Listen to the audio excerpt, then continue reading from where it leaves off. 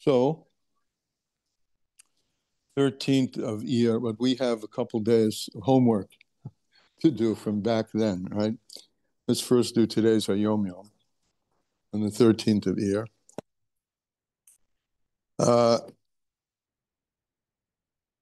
The Alter Rebbe once said, during those years that he would say short Maimorim, so he said, know what is above you. So he took it like this: know that everything above in the supernal spheros and the partsufim are the combinations of a partsuf is a face, and a face is, even though it's composed of eyes and a nose, etc., you see the face. So a partsuf is a combination of koichos or spheros, and altogether it presents a certain image. What's he called? Divine emanations and configurations. But that's why it's called a partsuf. So in the partsufim, in the inter-inclusions of the Midos and Chabad up above, all derive from you, right? Know that what is above, that everything above is from you. It all depends on man's service. Right? The you is not God, the you is us. Everything that's going to come to us from above depends on us. One more? And that's it. Okay.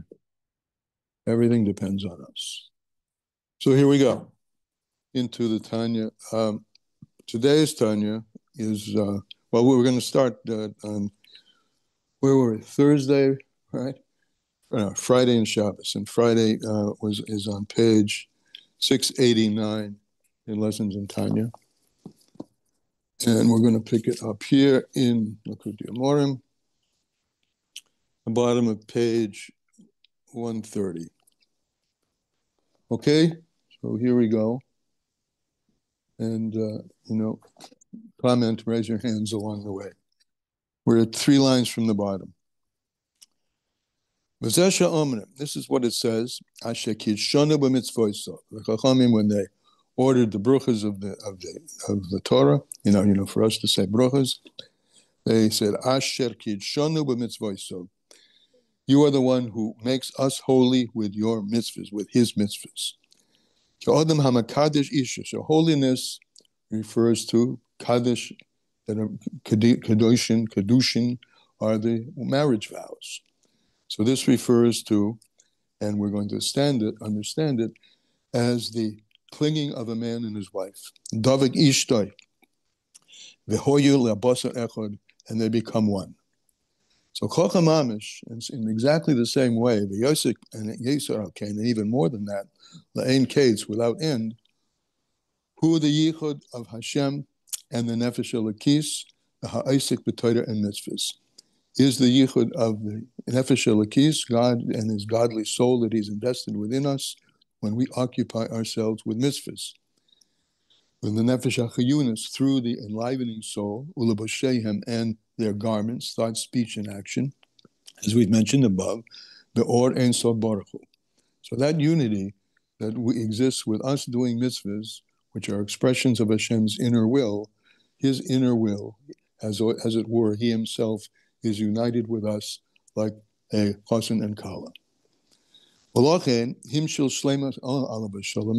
Shlomo HaMelech, Olav Shalom, he compared in Shir HaShirim, Yichud Zeh, this unity, the Yichud Chassan v'Kala, to the unity of Chassan and Kala, b'daveka v'chashecha v'chafetza, in their clinging and in their desire and in their longing, b'chibuk v'nishuk, in hugging and kissing.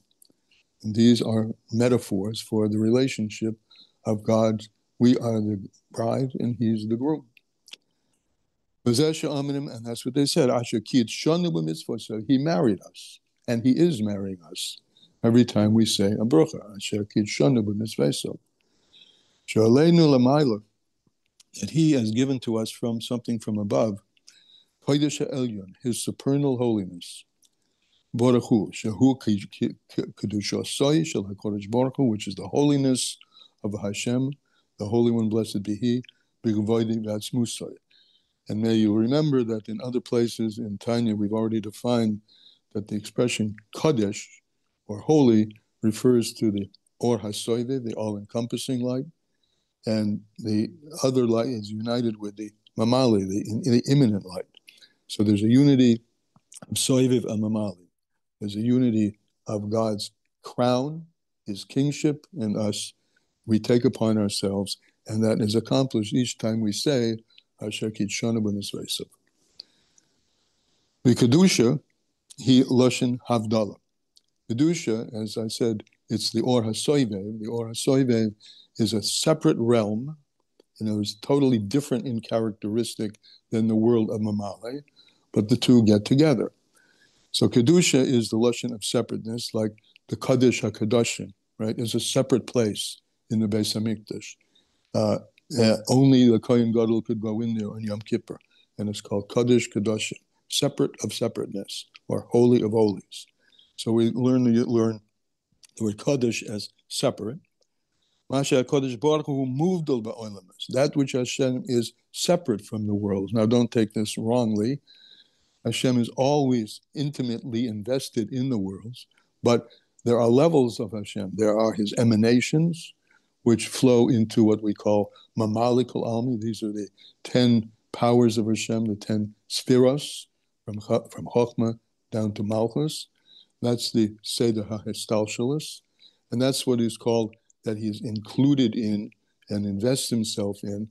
And then there's the notion which Hashem is encompassing in the sense of not being distinctive. His singularity is invested in everything. That's his realm of Kedusha, his realm of Soivev. And his ability to appear in certain attributes is also in the world. So Kaddish Umuvdal, he is separate. That's the level of Soivev invested in the world. And then Mamale, that's the level of differentiation which he gives to the world. So when we say he's separate from worlds, I just wanted to make clear, doesn't mean he's not here. He's acting in a Soiviv kind of way, an all-encompassing kind of way. As he says, this is the level called encompassing all worlds, which is not enclosed in them. And these are very important words. Don't take enclothement either to think he's not there. Enclothement is when you put on your garments. And we have 3 garments, thought, speech, and deed, right? But we have much more than that, right? Since we're made in God's image, we can learn from this. As Job says, from my flesh I can see godliness. Since we're constructed in the way God is constructed, so we have 10 powers, but we have something greater than that also. We have the investment of the Nefesh Elokis, the godly soul, which penetrates every aspect of our distinct powers as well. So when we say he's not enclosed in them, meaning that the Or HaSoivev is a different kind of manifestation of Hashem than the Or Mamale.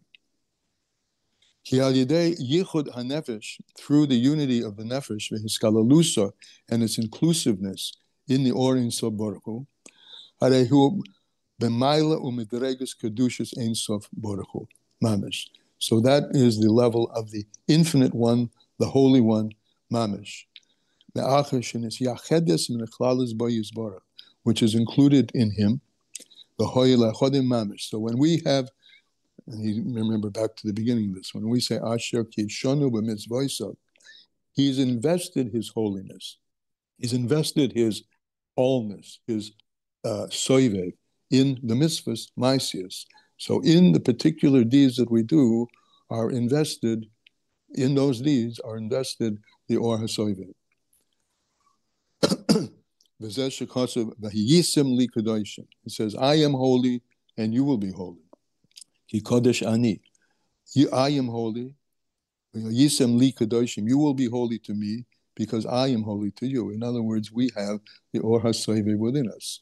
The Or HaSoivev invested in every particle of our being and drawn out and drawn down through the power of the mitzvahs, which mitzvahs, Savta v'Chibur, connects the Or HaSoivev with the Or Mamale, or connects the godly soul and the deepest parts of the godly soul with our natural soul. So, Ki HaKodesh Ani, you'll say that again. Yisem li Kodeshim, you shall be for me holy ones. Ki Kodesh Ani, Ani. Hashem. Avdil esechem min ha'amim, and I have separated you, as in the separation that exists in a wedding, right? The chassan is mekadesh, the woman, and we are the women. We are the receivers of all of this that we've been speaking about. So Hashem says that Avdil eschem min ha'amim liyes li. I have separated you from all the nations to be to me. That's the marriage. And I have said that you shall do all the mitzvah of my mitzvahs.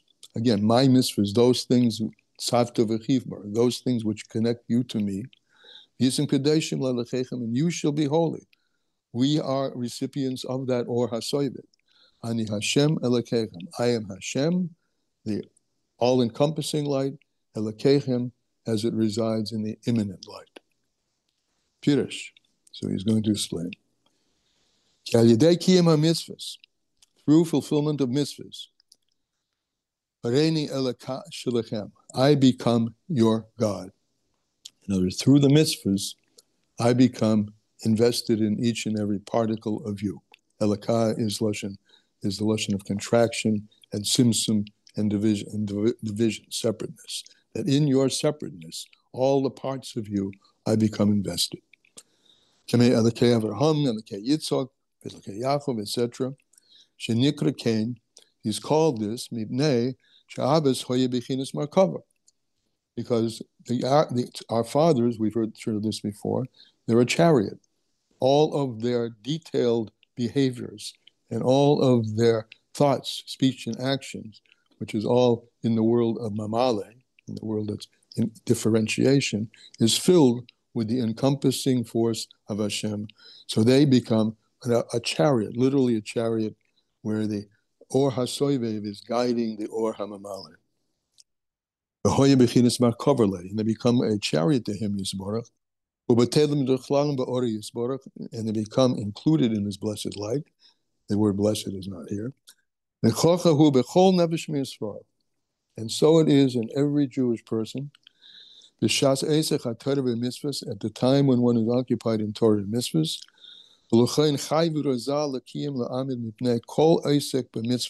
therefore, Harzal have said that you should stand up in front of everyone and anyone who is occupied in Torah and mitzvahs. Even if he's an unlearned person. Because at the time that a person, any person, is involved in Torah and mitzvahs, Hashem hashoichin mislabish benafshe b'shazu. God Himself is enclosed in that person. So therefore, you stand up. However, as we see, the soul doesn't necessarily, or the person, but nefesh is can be both person and soul, but the soul doesn't feel. Why is that? Because of the blocking, the curtain, the boundary of physicality and bodiliness, which has not yet been pured. In other words, he's saying, had we, or when we purify our body to be a vehicle for Hashem, then the feeling will be there. The fact is there all the time. The feeling requires zichuch agufni, purifying the physicality through more and more adhesion to Torah and mitzvahs, and making, as we've talked many times, making that key realization that is your life. Ki hu chayenu v'orech yamenu, that He Himself is what's giving me the ability to move my hand right now as I am in front of this virtual camera. But because there is a coarseness a natural coarseness in the physicality, which darkens the eyes of the soul, from seeing the vision of godliness, not like the Avos, they purified themselves, their physicality, and therefore they could see their world, meaning the world of godliness, as they were in physical life. Because of Isif says in Tillim, many Tillim are from Isif, Beruach HaKodesh in his spiritual vision, concerning the Jewish people in the Galus. He says, "Va'ani bar v'lei aida." I am foolish, and I don't see, I don't know. Behemoth yisi imach. I'm like an animal in front of you. This is the coarse state, which is the natural state. Va'ani tomid imach. But even though in my coarse state I don't feel you, the fact is that I'm continually with you. It's a pasuk. Kalema, which means to say, that even though I'm an animal, I'm with you. And I don't know, meaning I don't have the feeling, I don't have the perception of it. I don't have that perception in my soul. This yichud zeh, that there should actually fall upon me the fear and trembling. And then afterwards the great love, the tanugim of delights. Or I do not feel the flaming fire. As is done by those who are tzaddikim, who have purified their physicality. As is known. If you purify your physicality, or to the extent that you purify your physicality, and what we mean by purification of physicality is the Avi, yeah. excuse me, your internet is going off and on. It is? Okay, nothing I can do about that. Yeah, not for me. Not for everybody. Not for everyone. Okay, because I'm not getting any signals of that here. So purifying one's physicality. You purify your physicality through mitzvahs. Mitzvahs are joining you to Hashem, and you're doing them, as we've talked in the earlier parts of Tanya, with your animation, your animal soul, your animus. That's how you do mitzvahs. So the more you do mitzvahs, but not only mitzvahs masias, of deed, but mitzvahs of speech, and more importantly, mitzvahs of thought, that you bring your mind to be able to grasp, not to be able to, you immerse your thought in godliness, and therefore purify the three garments.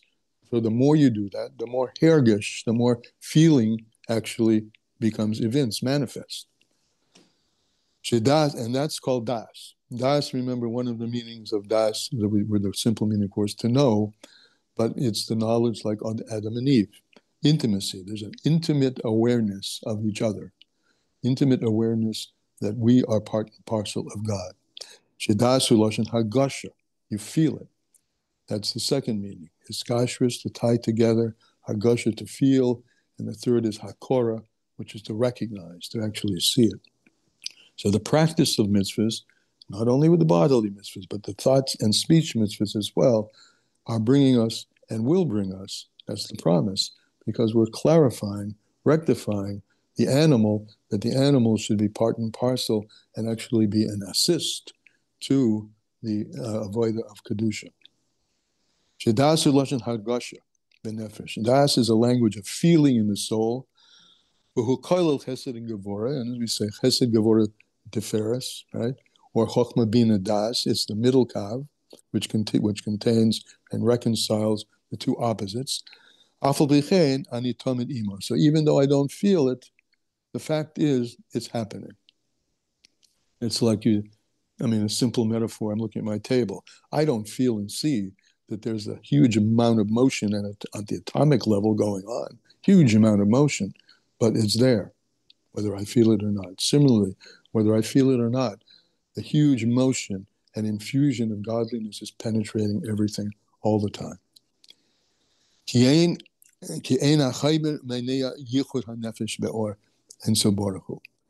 in that state where we have purified our garments, so then the physicality doesn't impede, doesn't interfere with us having a sense of the Or Ein Sof, Hamamalik Kol Almin, which fills all worlds. As is written on this regard, Gam Cheshek LeYachshiv, David HaMelech writes that in Tillim, the darkness no longer darkens me. Right? Excuse me, my mouth is a little.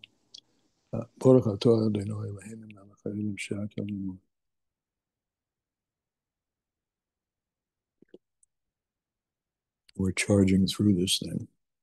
Really, along the way, do raise your hands because I don't know how much time we'll have at the end. Okay.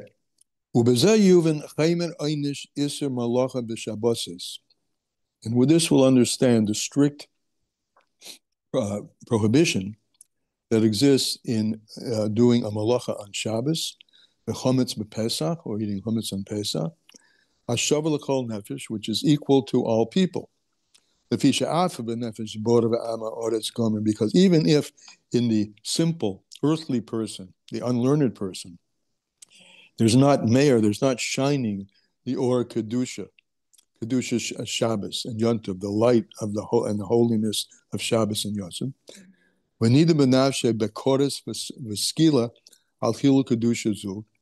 And still he's subject to the punishment, right? Even though he doesn't have the awareness. The guy mashichu chometz, and even though he's not a tzaddik, but all the judgment is the same. Torah achas lekulanu, it says. There's one Torah for everybody. So even though we may not feel it, even a simple person who's oiver, who transgresses a mashichu chometz, or even a little bit of chometz on Pesach, or tiltul muksa, or moving something which is muksa on Shabbos, he blemishes his or her soul, just like the same blemish occurs in the soul of a tzaddik. Oh, he says, because there's one Torah for everybody. And that which was written, behemoth loshen rabim, right? You said earlier, Asaf said, I was animals, plural with you. The ram is that hints. The fun is it's brought a gam bechinas das elyon, that in front of Hashem there is das elyon, the higher level of das, a koilel chesed and gevura, and which includes chesed and gevura, nidbeka behemoth v'asiya gufnias, compared to physical animals, the gabe or ensof borachu, mamish. And so even though chesed and gevura, those midos, or chochma and bina, are godly effusions, they're nothing compared to the essence of God himself. Kulim b'chokma asisa, v'nechor behema rabba. So there's two levels of animals. There's the behema zutra, the small animal, and behema rabba, the great animal. The great animal is the source of all lower animals. So behemoths, there's a plurality. So this is, you see, this is in brackets. This is a note just to explain the plurality. Because in the construct of worlds, there's the Behema Rabba, which is the source of all animals, and there's the Behema Zutra, which is the small animals down here below. But an animal, at least in its natural state, doesn't have the sense of Hashem. So that's why, parenthetically, he explains to us why Asaf used the word plural in animals. Is written in other animals, and you should know that this animal is the shem ban. Ban, we've talked about these words, these ideas before. The inclusion of letters in if the shem in the yud ke vav ke, if you fill them up with other animals, so with other letters. So if you fill up the yud ke vav ke with a hey, so in other words, if you say vav hey vav, or yud hey, and with a tsere under it to spell yeh, yud. If you do that, fill it up in the proper way. I'm not describing actually the proper way, but if you get the idea, if the shem ban is the numerical value of 52, which is gematria behema. So there's a name of God, which is everything comes from God, and if you fill it up in certain ways, this particular way, 52, and this is the shem ban, the behema rabbah, which is the world in the world of Tohu, which comes before Atzilus. Rivka, yeah.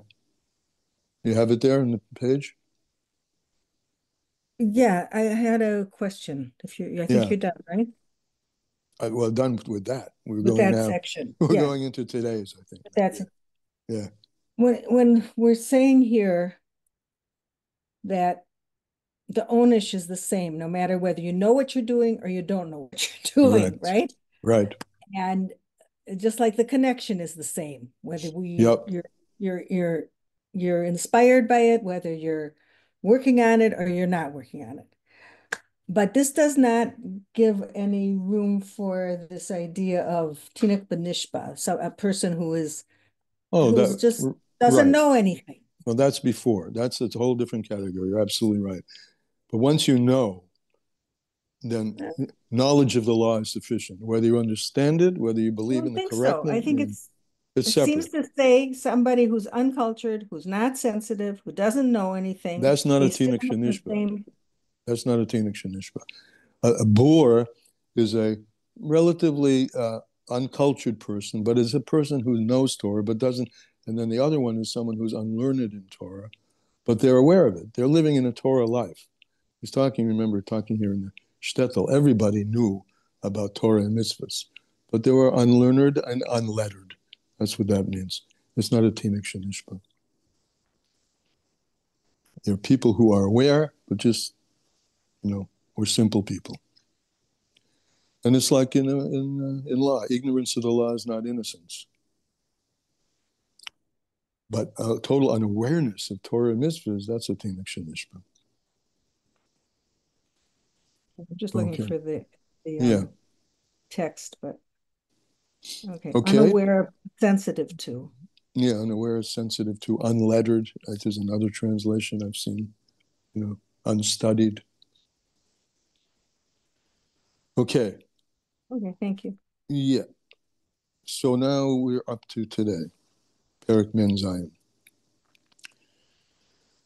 So here he's going to talk about our ability to develop some sensitivity to this, right? It's all here, right? So far, this is what we got so far in this couple of chapters. It's all here. And yet, I'm not necessarily sensitive to it.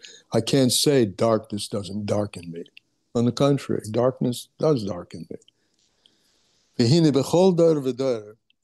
each and every generation, in each and every day, a person is obligated to see himself in each and every day as if he's going out of Egypt. So this is an intro. Going out of Egypt is going out of Metzorim, going out of limitations, going out of boundaries. In other words, bringing oneself to some sense of the boundedlessness, the unboundedness of Hashem in the world of boundedness, in the world of constriction. And this going out of Mitzrayim, remember Mitzrayim is Loshen Metzorim, boundaries, limitations, is the going out of the godly soul from the imprisonment of the body, which the Zohar calls the body Mishka Dechivya, the skin of the snake. In other words, how do we thin the skin? Ultimately shed the skin, so that we can have the awareness, the hergish, right, the das, the hergish, and the hiskashris. Well, the hiskashris is there. We are tied to him. But have the hergish, the feeling of it, and the hakora, the recognition of it, which is called peeling away the skin of the snake. The Yikola b'yichud or Ein Sof Baruch Hu, through and to be included in the light of the Ein Sof Baruch Hu. So this is al yidei Eisek HaTorah v'Mitzvos b'klal. This comes about through generally the general topic of Torah and mitzvahs in general, ubefrat, and specifically, b'kabbalas malchus shamayim b'krishma, when we take upon ourselves the yoke of heaven in Krishma. So here comes the importance of concentration, meditation, awareness of what you're saying, the simple words, at least the simple words of the davening. In Krishma, shebo mekabel umamshich olav yichudei yisborach. Krishma is when you take upon yourself and draw down to yourself one's unity. Shema, the first thing we say is listen.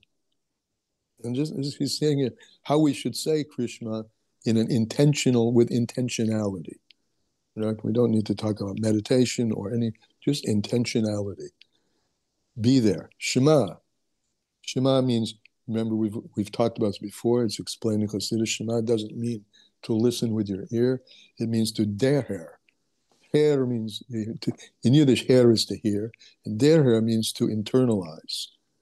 So internalize. Listen, yes, listen with your ear. But Shema, internalize. Shema Yisrael. And who are you talking to? You're talking to your godly soul. Your godly soul, remember, the godly soul doesn't need any conversion as the animal soul does. It only needs to be uncovered and able to and take away the layers that cover it. So internal Shema Yisrael, you godly soul, you Jew, the kernel of Jew which is within you. Hashem Elokeinu, all the diversity of the world that we see as it is infused with godliness, and more than that, all it contains the Yud Ke Vav Ke Hashem, which is the realm of the Soiviv Kalamim also. So just ponder this for a minute. When you say Shema Yisrael Hashem Elokeinu, Hashem Echad, godliness permeates all of reality in a simple state, in a state of singularity. There is the same singularity in the multiplicity as there is in the levels which manifest singularity. So think about this. The Krishna, Shebo Makabel Umamshich Halav Yichudi is border, because this is what you're supposed to do in Krishna. Halavai, we all should do it. We are supposed to take upon ourselves and draw down to ourselves Yichuda Yisborach, God's blessed unity.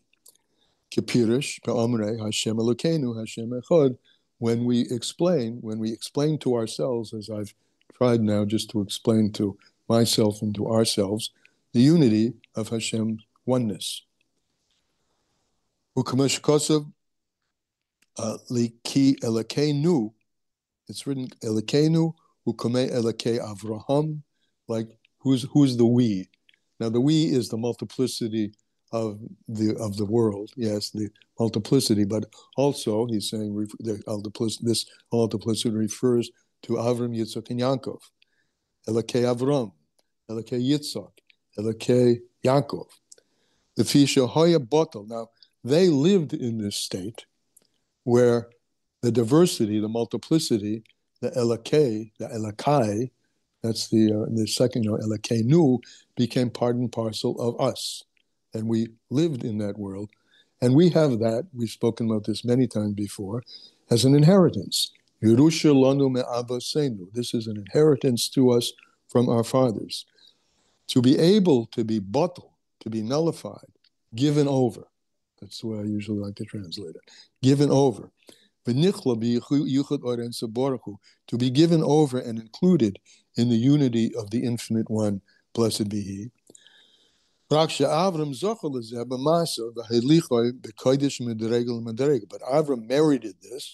merited this because he was the one who went on a journey of discovery.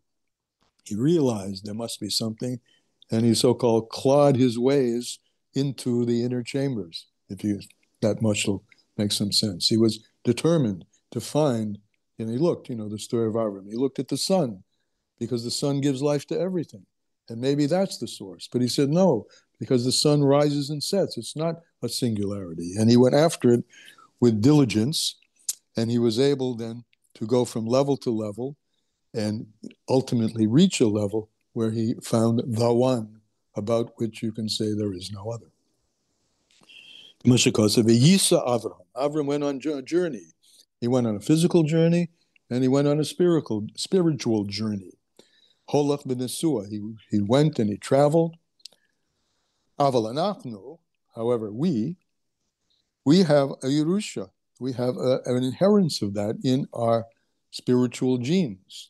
We are journeymen and women. We are built to go on that journey. Aval anachnu Yerusha matana. It's an inheritance and a gift to us. Shenosan lanu es terosek, because Hashem gave us Himself over in His Torah. Remember, Avraham Avinu was the start, the beginning of what's called the 2,000 years of Torah, but the Torah wasn't given until many, many years later. And we have Matan Torah. He didn't have Matan Torah. We have the Torah given to us as if it were an infusion into our physical reality, into our physical being. God has dressed or invested like a vestment. He's enclosed his will and his wisdom in us through the Torah, in the Torah, which we eat and drink. Right? These are metaphors. Torah is called water. Torah is called mazon. It's called food. And we can eat it. We can drink it. Avram Avinu didn't have that. We have that. He's given us, he's hilbish, he's dressed himself, his will and his wisdom. His blessed wisdom, his will and wisdom, which is united with him himself, with a complete unity in the Torah. So God is, as it were, has given his very self to us, and it's accessible to us. His very self is accessible to us through his Torah. Because as the Zohar writes on the pasuk, "V'yichuli truma," right? This is Pashas Truma. Take from me truma. The li, the Russian li, take to me, lema oisi, which says take me, take truma to me, or take me with the truma. Havalem truma. It should have said truma, ela mishum de kulechad, because everything. What's the li for? Truma. He explains this in lessons in Tanya that truma is the lashon of Torah with a mem. If you look at the word Torah with a mem, the mem is Moshe. So the word truma itself encapsulates me. So it should have said, it's just truma. It should have said mishum truma. Why does it say truma leader? When you take truma, you're taking me. In other words, it was unnecessary. Truma encompasses me, but it makes it beferish. When you take truma, when you give an offering and take this truma, you're taking me. As see over there, this is explained in Torah Chaim. And this is what is said.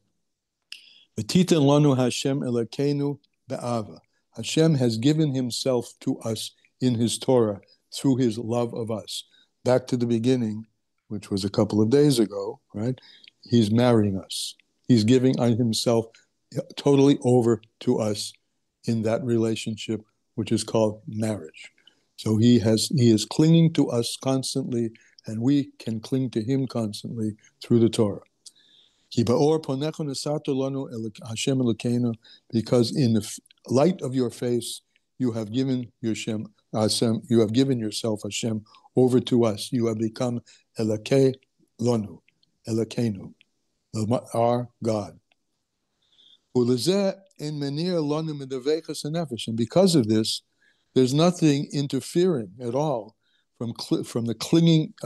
Nothing interferes to interfere with the clinging of the soul, in God's unity and His light. The only thing that impairs or makes it difficult or blocks the inclusion of us with Him is our will to be there, to see there, to get there, as we talked about Shema, to just be there with the words, with the Torah, and ingest them, eat them, drink them. If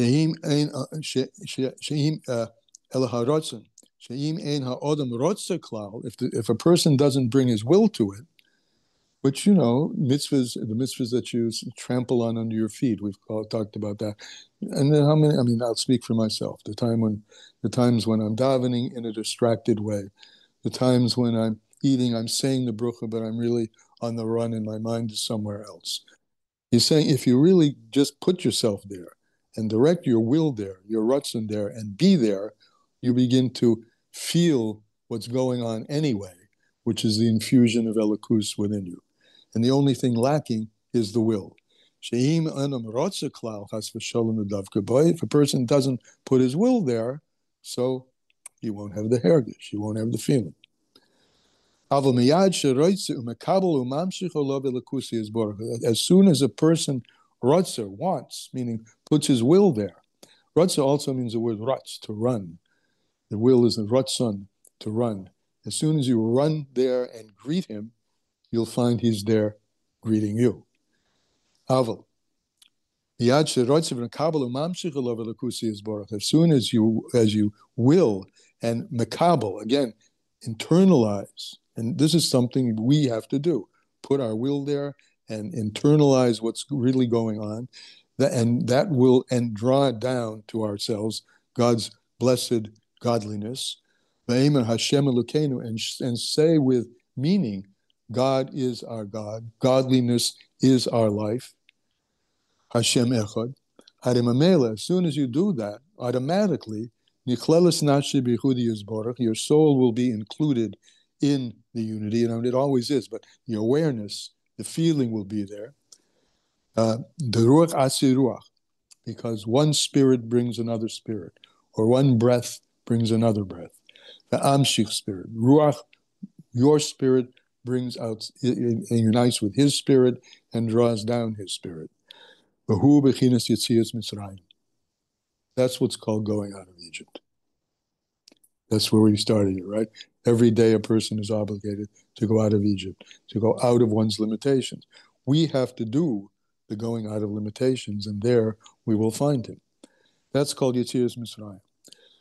Lochen tiknu pashas Yetzias Mitzrayim b'shas Krishma dafka. That's why does Yetzias Mitzrayim go with Krishma? Because in Krishma, you're calling out, you're Shema, you're internalizing that relationship, and that relationship severs the boundaries between you and him. That is going out of Egypt, if you're saying Shema the way it's meant to be said. Even though, of course, Shema is only one of 613 mitzvahs, the other way around. Even though going out of Egypt is only one of the mitzvahs, and it's not explicit in the mitzvah of Krishma, as is said in the Gemara and the Poskim. Ella, however, since they really are one thing, hearing, internalizing, Shema, that Hashem is Elokeinu, that is going out of Egypt.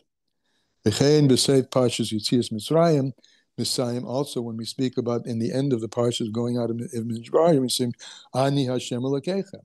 We mention the unity of Hashem. Ani Hashem Elokeichem, Ahainu Gamken. So there, interestingly, Shema includes Yetzias Mitzrayim, and Yetzias Mitzrayim includes the identification of Hashem Echad, as explained above. All right, there we've caught up. Boy, and let's be nice to be really caught up, right? We'll leave here and do and live like this, God willing. Okay, comments, questions? But it takes effort, that's all. It's not an automatic. Whoa, it takes effort. Okay. Lots of effort. A little moment there where you said, oh, it's happening anyway, even if you don't know about it. But well, it is. That's the problem. It takes effort to feel it. No, I don't. It's happening anyway. It is. Not to the same, I don't think the same. No, not with the same quality. But the Yichud Hashem, everything. It's not just our experience. It's not just our physical experience of it. It's actually the actual event is different. The actual event's happening all the time. The essence of God is invested in everything constantly. Otherwise, it couldn't. To keep it alive, to keep it in existence. Not to keep it in existence. We're talking about. I mean, there is that keep it in existence. That we are the ones who draw it down. But what here we're talking about is feeling it. Hergish. We're not going out of Mitzrayim every minute, even if we don't do any effort, take any effort. No, the effort brings the feeling, the hergish, the das. This is our topic today. Das. Da es Elokeo vicha. Know God, your God. God is your God anyway. God's infusing everything all the time. Da, know it. Have a hergish in it. That's what these three pieces, interestingly together, are talking about. Developing a hergish of it through paying attention in the way that we've been talking about. Certainly, when you have a hergish, there's a lot more enthusiasm in kindling the love, kindling the feeling. That's what this has all been about. As we're talking about, remember, the whole section has been about the embedded love and why it is that we don't necessarily feel that embedded love. And he talked about many kind of contemplations we can do to feel it. And here he's speaking in sort of almost a wrap-up of this, which is, pay attention, be aware, open up your eyes and see what's going on anyway. But open up your eyes and you'll see it. Batya, go ahead. Yes, and I also see it that what the Alter Rebbe is telling us is that there's this gift here that Yeah. we might not even be aware of, because it is happening. It's our bodies that are are not allowing us to feel it or see it or anything, but that it actually exists. And if we were to spend time, not the part of doing the mitzvah, of course you have to do the mitzvah to have that connection, but that it actually, you can develop to a point where you can feel the connection. Absolutely. That's what this is about. I think that's what it's all saying, and That it's is. through all these different ways. This idea of marriage, this idea, of this special relationship that we have that is Right. always in existence. Remember the king reaching down to the poor person and bringing him into his inner chamber. Right. Yes, this is all this section has been about. Getting aware of what's really happening. You're absolutely right. And it's really a gift. It's actually very beautiful. Like who would have known Right. if the Alter Rebbe didn't tell us? Right. And that's why I say, and I continue to say, that really the whole of Tanya is really an instruction book. He's not teaching us to do mitzvahs. He's teaching us to be able to appreciate what mitzvahs are. And then, of course, with that, you do mitzvahs with much more zrizis. And then to dash back to Rivka's point, and the more you do mitzvahs with zrizis, the arousal from below, the stronger that is, the more powerful it is, elicits a stronger intensity from above. And all of this is part and parcel of bringing Geula. No question. When one is enthusiastic about something, the relationship is much more revealed. Right? Yes.